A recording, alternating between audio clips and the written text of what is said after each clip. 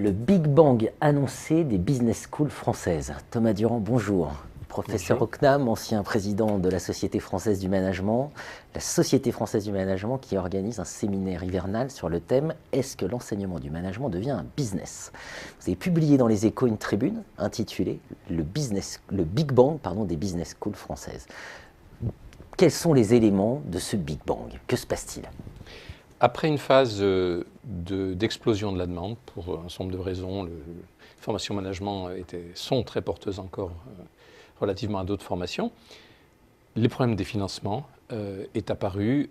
On pouvait s'en douter, mais l'explosion des coûts liés à l'internationalisation, à l'augmentation des salaires des vedettes qui publient beaucoup et qui accroissent la réputation, lié à la digitalisation du monde et donc à la formation à distance qui arrive, cette explosion des coûts est confrontée maintenant à un resserrement des ressources. Vous parlez d'un mur. Un mur de liquidité. Mur de liquidité. C'est très clair, la taxe d'apprentissage a été réorientée, les chambres de commerce ne sont plus à même de financer l'essentiel comme elles le faisaient avant des coûts des écoles. Des concurrents sont apparus, en particulier du privé. On a des acteurs purement privés qui sont rentrés dans le domaine. Des opérateurs intermédiaires, des cabinets de conseil ou des cabinets d'audit ont développé des programmes pour eux-mêmes puis pour leurs clients. La formation continue, c'est un marché qui est difficile dans une conjoncture morose. Le résultat, c'est que les ressources ne suivent plus. Mais vraiment plus. Les droits d'inscription ne peuvent plus augmenter autant qu'ils ont augmenté, et même ne peuvent plus augmenter. On peut penser qu'ils ont atteint une sorte d'asymptote, sauf exception.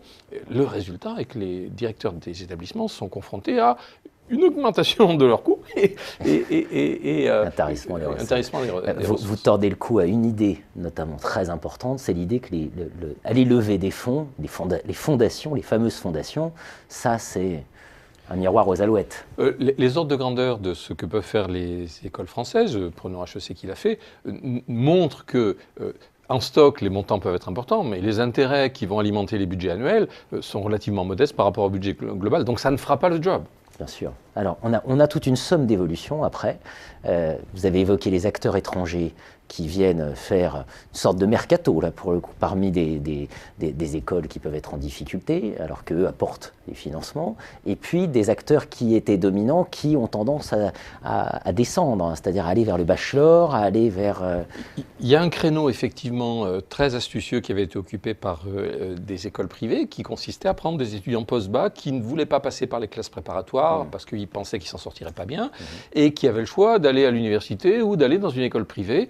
Eh bien là, certaines des écoles consulaires on se sont dit, mais pourquoi pas nous? Et donc certaines on peut penser à l'ESCP Europe, on peut penser à l'EM Lyon, qui sont allés occuper ce créneau-là et qui aspirent ainsi des étudiants qui allaient précédemment vers des écoles qui étaient plutôt de division 2 ou de division 3. Et ces écoles vont souffrir. D'où une logique de business qui est en train de s'insinuer dans l'enseignement supérieur de management. Bien sûr. Et alors, pour penser ce Big Bang, vous nous proposez le football. Vous nous dites, au fond, on est en train de se rapprocher avec des évolutions qu'a connues l'industrie du football. Cette analogie est intéressante parce que de la même façon que le monde académique a des valeurs qui ne sont pas des valeurs principalement marchandes, on est dans un monde qui cherche l'intérêt général, la formation, l'éducation, transmission de savoir.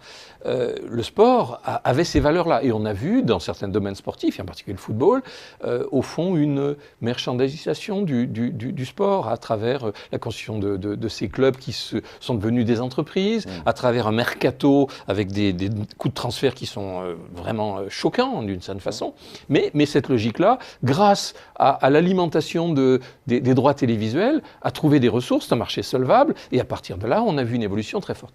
On peut se demander si on n'est pas en train de vivre quelque chose de similaire, avec 20 ou 30 ans de décalage, mais où on a l'excellence qui est récompensée à prix d'or, où on a la médiatisation qui est également en train de faire émerger du vedettariat, où on va avoir des prix de transfert, en quelque sorte, même si les établissements ne vendent pas leurs professeurs.